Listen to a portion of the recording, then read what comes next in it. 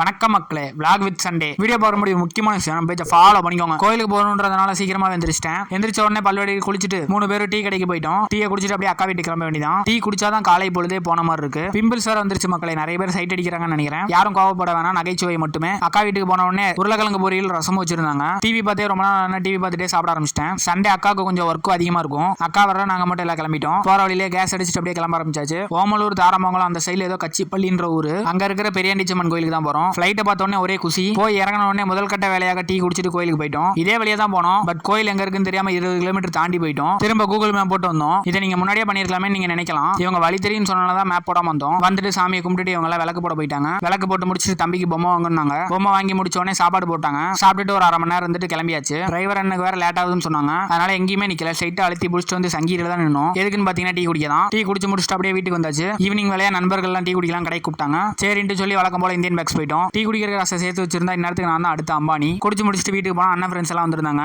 Ice cream ஆயிட்டு வாங்கடா அப்படின்னாங்க. நானும் எங்க அண்ணனோட ஃப்ரெண்டும் சேர்ந்து அருண் ஐஸ்கிரீம் கடைக்கு போயிட்டு எல்லாத்துக்கும் ஒரே மாதிரி கோன் ஐஸ்கிரீம் வாங்கியாச்சு. சாப்பிட்டு முடிச்சுட்டு ஒரு போன்லயே ஒரு பாட்டு ஓடுது. நாங்க இப்படிதான் லைட்டா கோளாறு. வீடியோ பிடிச்சா லைக் பண்ணிட்டு மறந்துடாம நம்ம சேனலை சப்ஸ்கிரைப் பண்ணி வச்சுக்கோங்க. அடுத்த வீடியோல பார்க்கலாம். நன்றி, வணக்கம்.